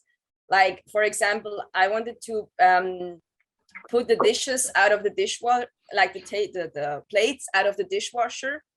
And she was standing next to me and she said, you're so slow, you're doing everything wrong. And everything that I was doing, she was just blaming me. So that resulted that when I was back in Switzerland, I had so troubles to do little things like houseworks, because I was still afraid that somebody would come after me and would insult me and would make me mad, like would blame me for doing things. So that still has an influence on me, the things that she did to me today. And then at some point of time, she then wrote me an email that she can't be friends with me anymore. She found out on ethics that she can't be friends with me anymore. So she broke up with me, basically. And then she wrote in the email, the only way that I can make things right with her is if I pay her 20,000 Swiss francs. That would be a chance to get back in touch with her. I should think about it. And if I would agree with that, then maybe there would be a chance that we two get back together. And that was a point when I said, okay, stop. Something is terribly wrong here. And then I had a lot of talks with the senior CS in Berlin. And she showed me a lot of references. And I actually then could see what I have in front of me, like what I'm dealing with. Yeah, and then I ended it.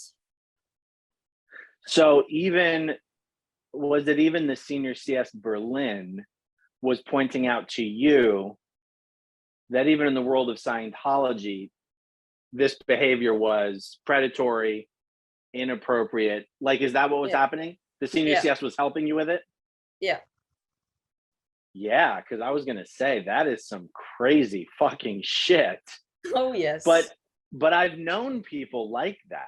I mean, they are seriously troubled people, like con artists. Although con artist doesn't describe it completely, because it's not just that they're pretending to be something they're not. They have this weird way of trying to control people. What was it about your experience in the org and your relationship to her? How was she able to get into that position of control over you? Because LRH communicator in an org tends to be a staff member who doesn't very intimately interact with all of the other staff members. They're sort of like, they kind of exist in their own little world, depending on who's doing the job. How did you come to have this almost codependent relationship on her? We were too close from the beginning, because she's I don't know, she saw something in me. When this whole situation with her finances came up, we went to a restaurant in Berlin. I mean, I know it's totally not usual that a SEERP member is so close with a staff member. I also got a lot of troubles because of that, because of her. And she told me that she has to drop out of the Sea Org, which is violencing the reference, leaving and leaves.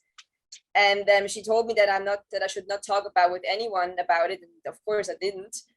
And when she even gave me her head over, like she said, when I'm leaving, these are the functions that you're gonna do as the rep. So she was basically drilling me to act as an LRH com, even though I wasn't an LRH com. Her statistics, the compliance on her programs, that was me who was putting up her statistics every goddamn week. So she basically gave it over to me so that when she was not in the org anymore, there would be an LRH com, even though I wasn't posted as an LRH com. That is wild. Yes, she was like grooming you. Yeah, absolutely. Incredible. So even the last letter that she sent you, if you have any hope of being friends with me again, you'll have to give me 20,000 Swiss francs. Is that just a number she pulled out of thin air? Did she calculate her lost income and charge an annual 15% interest rate? She actually calculated it? Yeah, she is calculated. Everything she's doing, she's calculating it. Everything. Wow. She even once, when I was in Switzerland with her, she got sick. I don't know why. And then I wanted to give her an assist. And you know what she was saying to me? She told me it feels like the devil wants to help me because I made her sick in her own eyes. Even in the world of Scientology, that's crazy shit. Yeah, absolutely. I only knew of one other person I can think of. It was a mother and a daughter, and the daughter had always lived with the mother. They were very close, and the daughter was getting married, and she was going to move out in with her husband. And the mother, this is an OT7, by the way. The mother had a complete nervous breakdown and acted like her whole body was falling apart, and she was in like spiritual danger, but made her daughter be the one to give her the assists. Like, you made me this way, you have to fix me. Oh my God, this is so sick. It was such an abusive relationship, and it exists to this day. I still know these people. I mean, they've disconnected, obviously, but yeah, of course. Wow. You mentioned something at the end of our last interview that there was something that happened in the org where there was you experienced some physical violence in the org. Is that something you want to mention? Yeah, of course. Sure. What happened? It was my senior, the Haas. He gave me an order and I was executing it in another way. Like I did something else as he wanted me to do in the way he wanted. So, and then we started to argue with each other, and then he grabbed me here on my arms and then he pushed me on the wall And like he really held me tight. Like today when I think about it, I still can feel his fingers on my arms. And then he pushed me at the wall and he was screaming at me. And I told him, hey, listen, can you please stop, don't do that, stop, please. And he just didn't stop. He still continued. And at some point he left, he let go of me. And then I reported it to the Qualsec. And he told me, yeah, you just need to accept that he's on the open rundown, on the survival rundown. So things like that can happen. You just need to understand it. And I was like, what the fuck? I mean, he's going after me and I need to find like the understanding of it. It was not real to me. Had you seen anything like that happen in the org prior to that? No, only screaming, like really mad, bad screaming, but not violence. Would you say screaming and getting into people's faces was pretty common amongst the staff? Yeah, in HCO, yes. HCO staff member with other staff member, CEOG members with executives like Lucas, for example. Yeah, that was common. Who was Lucas? He was the flag rep. Oh, I see. So like when you first, because working at the Berlin org was the first org you were a staff member at, right? Yeah. At Basel, you were just a public, right? Yeah, right. Was it startling or shocking to you the first time to see Scientology staff members interacting with each other that way? When I first saw it, like when there was a thing with Roman screaming at someone. Roman was the LRH com in the first time I was in staff, and yeah, it was kind of shocking for me because I read all these good things about Scientology, but then at some point of time I just got used to it, and I also did it myself because I was taught to that this is the way you have to act as an executive. Right, exactly. So the incident that happened with your boss so there was just zero repercussions. It was, oh, he's in the middle of auditing, that's going to happen. He just needs to finish his auditing. I never heard an apologize. No. Amazing. He's like really full of shit. He's like really a bad guy. What was the Tom Cruise story that Mark mentioned? That was like we were promised to meet Tom Cruise because he was in Berlin for filming the Valkyrie film movie that he was doing, that he was shooting it in Berlin, and we were told a few days before that we would meet him. So we were supposed to clean the whole org, like everybody was just cleaning. There was no post time, there was no studying, there was just cleaning. The org had to be white gloved, like really. And then the day came when he came to visit the org, and everybody was told to get out. Like we were just told, get out of the org. Tom Cruise is now coming. The only person that stayed in the org was the ED. Her name was Kirsten Austinat in that time. And Roman and I think Lucas, I'm not sure about that, but these people were in the org when Tom Cruise and Katie Holmes came to the org. And we were really pissed. I mean, we were promised that we would meet Tom Cruise. What was the reason they didn't want any of the staff members in the org when Tom arrived? I have no idea. I don't know if he didn't want that, or if it was just that they needed someone to clean the org, and then telling the people, yeah, if you're gonna meet Tom Cruise, we need to clean the org. Maybe that was the purpose behind it. I don't know. Was David Miscavige there as well? No, he was supposed to come to the opening, but he didn't come because of security reasons. It was too dangerous to come. Is that right? No. I mean, of course, it was really a heat on the opening. There was a lot of people who were against it, like the media, everybody, like Anonymous, everybody was there. But I mean, dangerous. I mean, there would be securities, of course. There was OSA Germany, OSA Inc. Everybody was there. I don't know. So, but I mean, like we know that the German government does not approve of Scientology. They keep an eye on Scientology. You can't work for the government if you are a Scientologist. But if Miscavige were to have shown up to the opening of Berlin, is there any reason to think he would have been taken into custody, or it's not like that? No, I don't think so. No. Right. I mean, he's probably more afraid of the anonymous protesters than he is of actually like being arrested, right? Yeah, absolutely. So there were senior Scientology officials at the grand opening, just not Miscavige. Yeah. Very interesting. So when you say white cleaning the whole org and no post, no study, what is that for an entire day? Like they basically shut down org operations? It was 2 days. 2 days shutting the org down just to clean it so that Tom Cruise could come walk through. Yeah, I mean, the normal service that had to be ongoing, but like normal post actions, like filing something in a CF or calling, like that was totally shut off. So just cleaning. So anyone who was directly working with a public, that's fine, but everyone else cleaning for 2 days. Yeah. Unbelievable. Unbelievable. Is there any other weird stories? One thing is, I was also on the book stand a lot of times. And I remember once, it was in 2008. We always had on weekend, we had a quota of 50 books to sell. And I remember it was Christmas, first Christmas day. And I was on a book stand and it was already evening and we were not allowed to go in the org because we didn't meet the 50 books. So we were standing out there, we were freezing. It was December in Berlin. There was really strong winters and we were not allowed to go in. I mean, it was Christmas. Yeah, we actually wanted to go in. I mean, anyway, my family is not there, but people who were on the books and they had family in Berlin.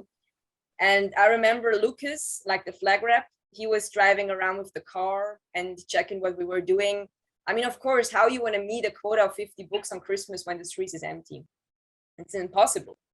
But we had to stay out for a pretty long time. And then at some point of time, he decided, okay, good, now the guys can go in. But was it a physical book stand or was it just out selling books on the street? No, it was a book stand. But we could not say that we sell the books. We said we had to say we're taking donations for the anti-drug campaign, which is of course totally bullshit. But we had to say that because of the government.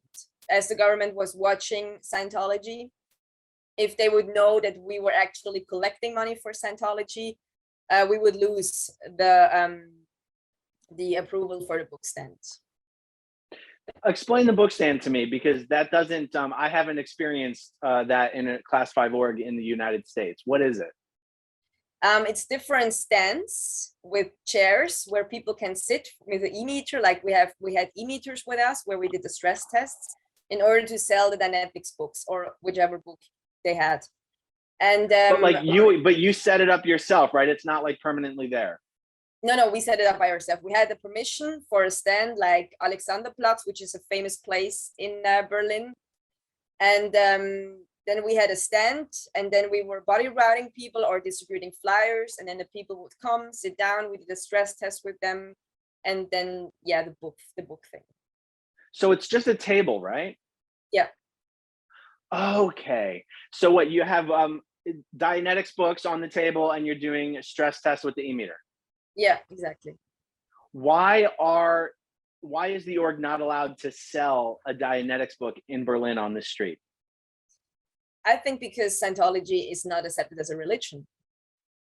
But I mean, is it a violation of German sales taxes? Like, can the police just decide who they want to let sell books or not sell books? There must be some official thing that they were trying to avoid or something like that. Yeah, I think so. Because the DSA Berlin, she was very behind us and was also watching over our shoulders when we were doing the stress testing to really make sure we're not saying we are collecting money for Scientology. So, but even though it's a Dianetics book, you're basically saying, hey, if you would like this book, please donate $5 to our anti-drug campaign. Yeah, exactly. Really? Yes. That's incredible. Was it always that way? Yeah, it was never another time. And we had to say that normally the book costs in the bookstore like between 10 and 20 euros, but we are not selling, so you don't give us a fixed price. You can give whatever you want. But when the person, okay, I give you 2 euros, and we said, no, that's not enough. And then we had to push over, like we had to really, minimum was €5, and that was even less. So €10 and above was good, and the other thing was not good. So we had to, even when the person said, I want to collect like €2, it wasn't enough. So we had to push the public to give more. God, that sounds like horrible, horrible work. I never had to sell books. Oh yeah, be happy. So, but with Scientology having such a horrible reputation in Germany, I mean, you were on staff at Berlin for like 9 years, I think, or 8 years. 9 or 10 years, 8 years. How in the hell did they get anybody to join Scientology in a city and a country where it seems everyone hates Scientology? It was pretty hard. I mean, the first service starts were very low every time, since like the time I was there, only in 2009 because they faked the statistics, but it was really hard. I mean, of course, when people came into the org, and I mean, there were some people, they had no idea what Scientology is, but that was not that was just like a little amount of people. And it was hard. Yeah, I mean, it was even hard to recruit because I mean, I was not good in recruiting. I hated it. I hated it so much because I had to tell people a lie, which I know it's not true, that you cannot live from the staff pay, but you need to tell the people in order to get them on board. So yeah, it was hard. Yeah. You mentioned the first starts were always really, really low. What would you say was the average number of people starting a new introductory course for the first time in a week? 2. Even when I mean, also there was sometimes 0. Right. 0 to 2. And that's like the $20, $15, $20 introductory courses, right? Yeah. Yeah. Very interesting. You mentioned that the first starts were faked in 2009. Was that because of the grand opening of the Ideal Org?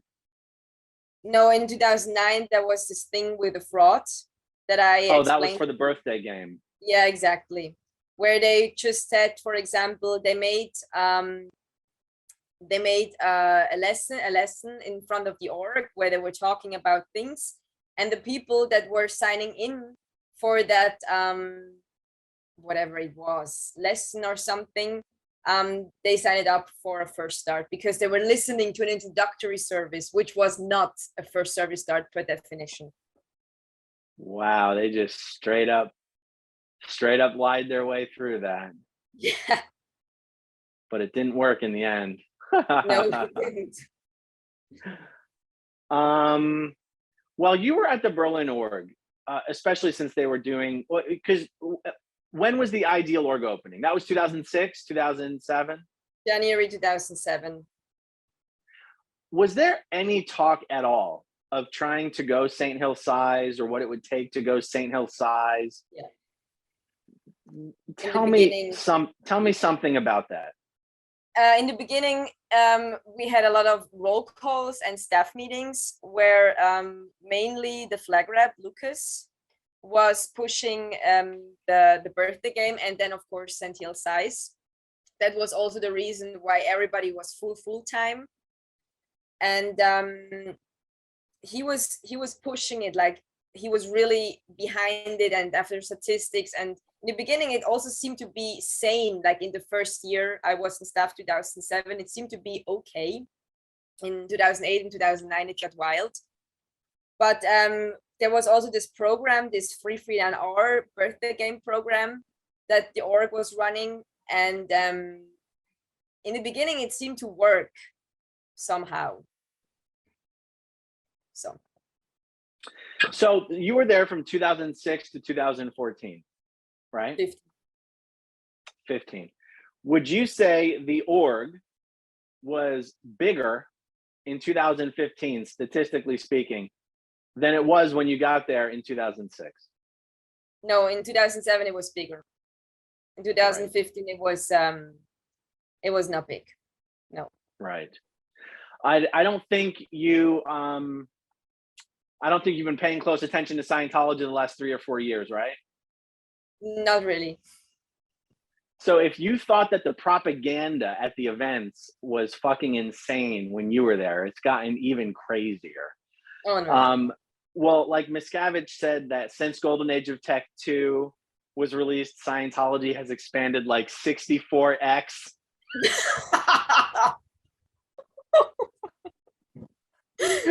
and then he was like, at the birthday event, which by the way, at the last birthday event, they didn't even announce birthday game winners. No way. But that did not keep him from saying that the number of reaches into Scientology orgs during the pandemic went up by 30x. I mean, it's almost like I wonder, I think they must be creating these new little statistics where they count, like, you know, every time someone makes a shitty tweet about Scientology, they must be calling it a reach or something. You know, I'm sure they've come up with some system to justify these numbers instead of just making them up. Yeah, of course. Sure. In fact, you know what the Super Bowl is? Do you know what the Super Bowl is? It's our American football championship. Yeah. You know, Scientology runs an ad on the Super Bowl in cities where there are ideal orgs. And whenever the commercial hits, people jump onto Twitter and make fun of Scientology. And COB actually read some of these tweets at the event as if they were being serious, like, oh my God, I'm a Scientologist now. No way.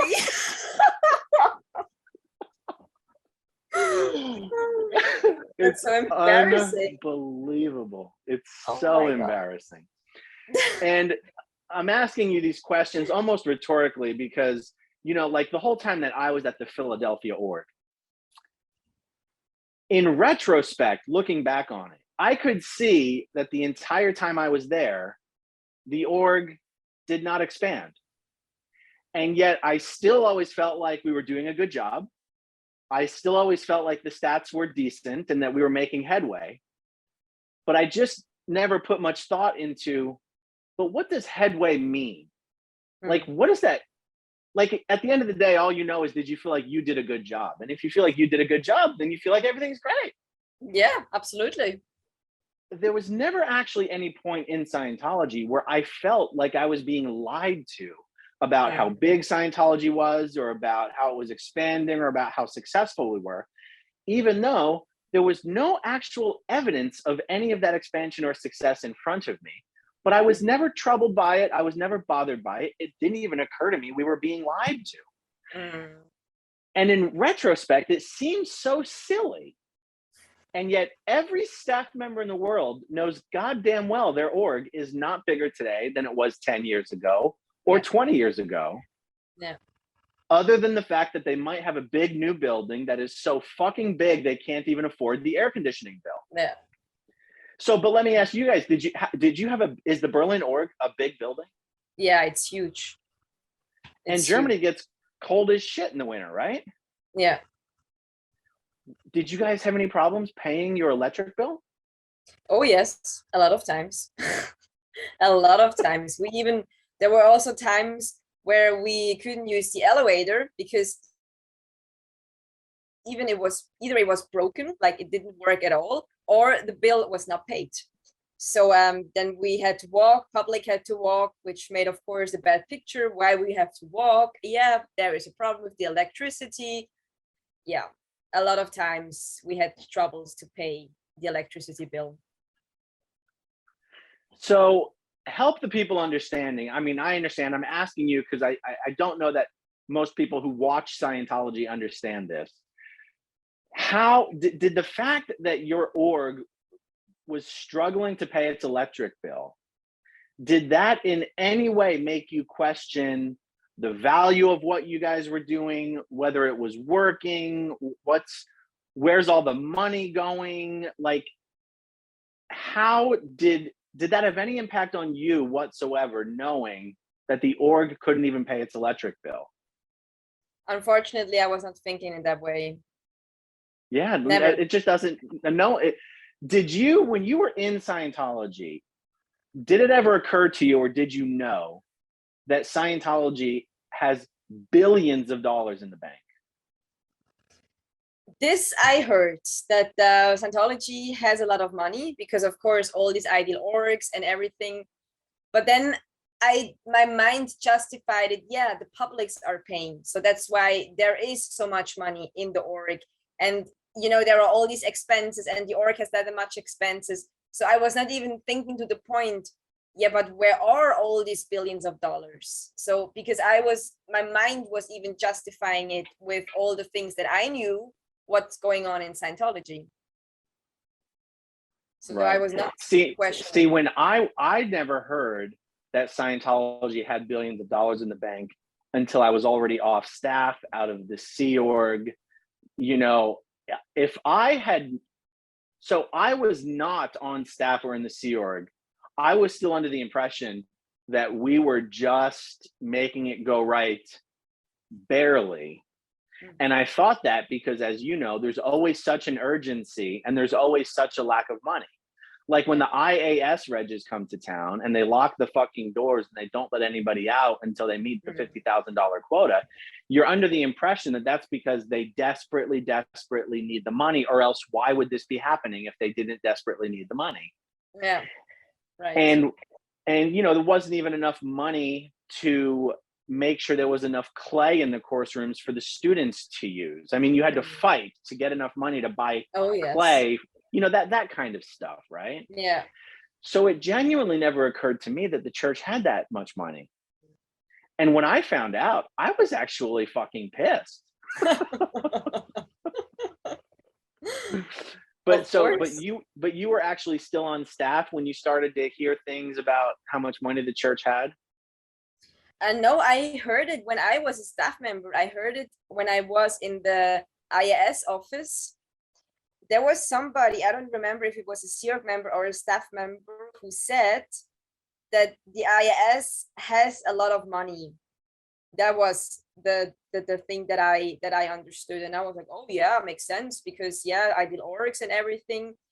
But I was not thinking further, like that when they have so much money, why can't Berlin org even pay their fucking electricity bill? I was not thinking in this direction. Right. I never did ask you yesterday about approximately how much you were making on an average week as a full-time staff member, day, nights, and weekends. Like how much I got on the payroll. Yeah. Like the highest I got from real money, from not fake money, like fake money in the 2009 story, but from real money. In the first time I was in staff, the highest was 80 euros. For 1 week? Yes. So one question that people, they ask, how do you survive on that? Somehow you do. I mean, the second time I was on staff, that was really horrible from the money. Like I had around 8 or 9 units that I got as a direct. I got about 25 euros a week. But when I was the second time on staff, I was working outside of the org.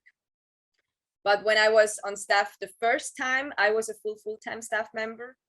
And the rent that I had to pay for a month was 80 euros. So I could put money aside while I was a staff member. But I was smoking in that time.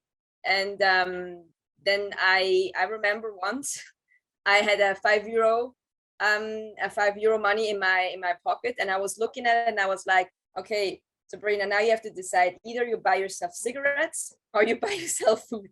And as I was addicted to cigarettes, of course, I was choosing the cigarettes. So then I had no money.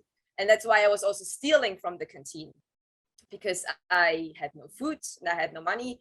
And then there was a time, there was a CEOC member. He was the estates manager. He was cooking for the staff members in the basement, and the food was crap. Mark Torda even got a food poisoning from that. So it was really like crap shit. And then for a small portion, you had to pay 1 euro. And for a bigger portion, you had to pay 2 euros. So everything you had to pay for everything, even you were a staff member, even you were full-time. Wow. I think it's just incredible to people that Scientology staff have to scrape and cheat just to survive while working for this organization that has billions in the bank. And, you know, Miscavige at the Int base built RTC a $50 million office building just for him and a handful of his staff that no one's ever going to fucking see because public can't even go to the Int base, right? It's in Hammond, right? California. Yeah, in Hammond. Yeah, I saw it on the internet. My God, this is horrible. It's insane, right? Yeah, it's insane. Yeah. You know, even Sea Org members, I verified this recently, still make $50 a week. At Flag, they bumped it to $100 a week for a short amount of time, but then they put it back down to 50. And if people go $50, like they were getting $50 a week 25 fucking years ago. It's been 25, it's been more than 25. I'm just being conservative. I mean, when I was at Flag in 1993, I don't want to, what's that? That's 29 years ago? It was yes. $50. They haven't even gotten an inflation raise. And it's, you know, Sea Org members like steal toilet paper out of the bathrooms just so they can bring it back to their berthing. I also did that, by the way. Yeah. The bathrooms at the Philadelphia Org never had toilet paper because the staff were always stealing it. Yeah. And, you know, even Sea Org members, they're not even provided with soap or shampoo. Oh. You have to buy that shit yourself. This is so awesome. And even you mentioned the canteen. So like even the staff canteen, you know, here at Flag, Flag is making a profit on the items they're selling to Sea Org members at the canteen. They're not selling it, not even at cost. They're selling it for a profit. It's bonkers. The organization is just crazy, but yeah, it's impossible to see these things when you're in it. I mean, the blinders are so real. Yeah, that's true. Yeah. Well, hey, if you know anyone else from your time on staff who would like to talk about their stories as well, I'm always interested in talking to as many people as possible. So spread the word if you're in touch with anyone, okay? Yeah, I will. Absolutely. All right, awesome. Thank you again. All right, good night, everyone. Thanks for watching. You're welcome. Bye-bye. Okay, if you want to see my rock and roll songs, click right on this guitar. And if you want to see a different one of my videos,